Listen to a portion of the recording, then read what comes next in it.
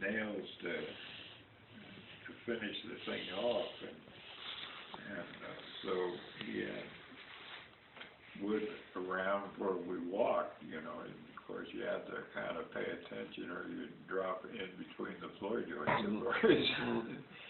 And my dad and mother's bed was hanging by the rafters because, you know, we had pack rats running all over the place.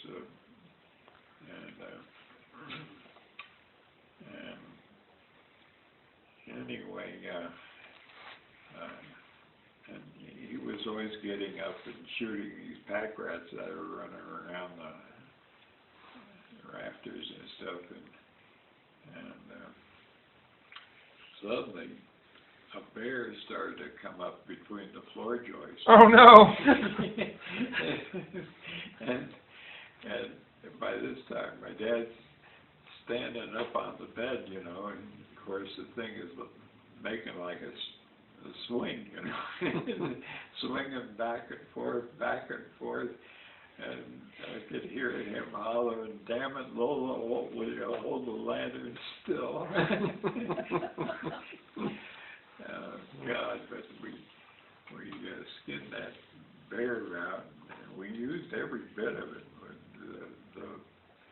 The fat on the thing, we made soap out of it, you know, just everything. And she made a nice blanket with the bear hide and all.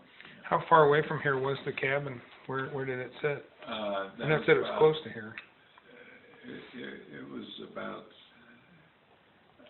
9 miles from here up toward Wolf Creek.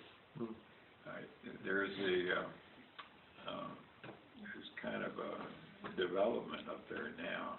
And on the left-hand side, you pull up in there, and the road forks far way up, and at that fork was that old cabin.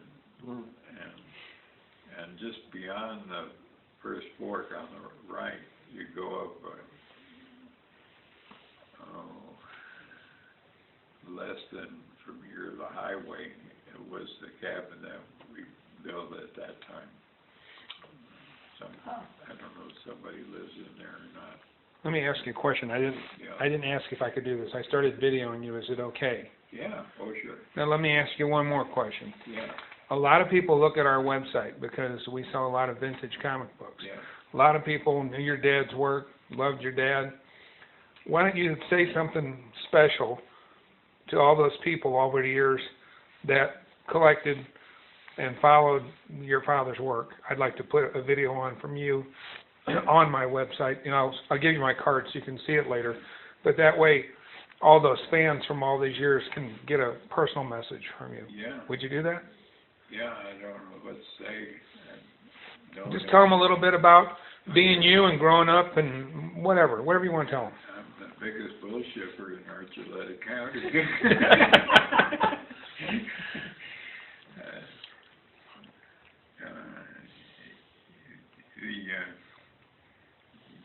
About growing up here? Yeah, just anything you want to say.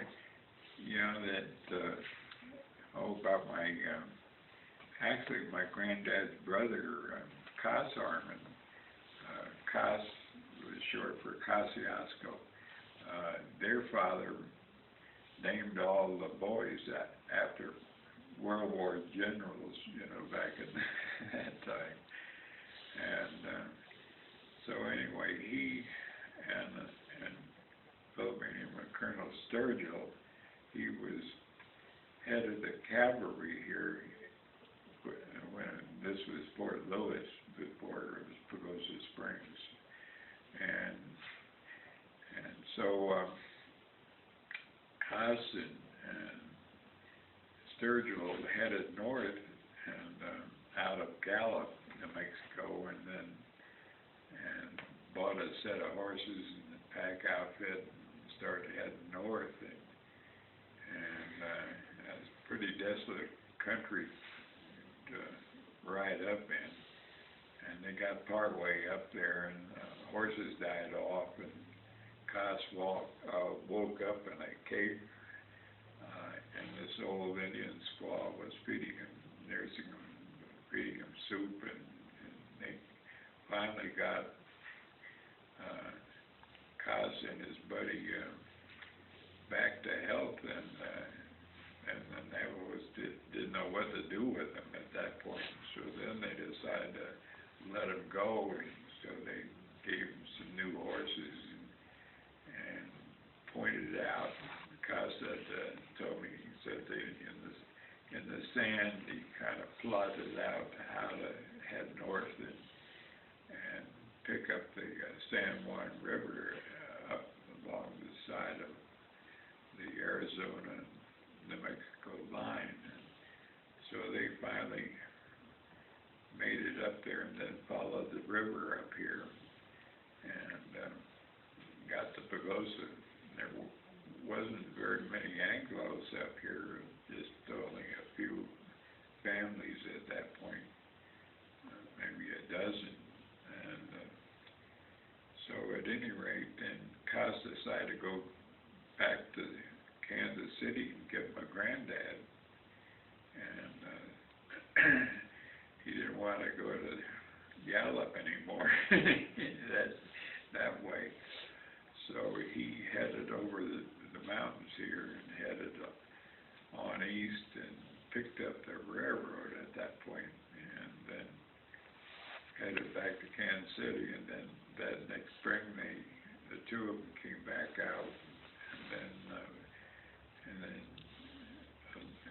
then a little while later, they started splitting up some of this territory, and so they plotted out 160 acres each. There was a homesteading act that had been passed by President McKinley at that time, and so they picked out 2 homesteads for the two of them, and then they started buying other homesteads out, and to where they had probably a section of land each at that point. And that's where I grew up. My dad grew up there too. And my dad actually he was born in St. Joe. What they were coming out, but his grandmother was pregnant at the time, realized she couldn't get all the way to Pagosa Springs, so she turned around and he was born in St. Joe. And then about a month later,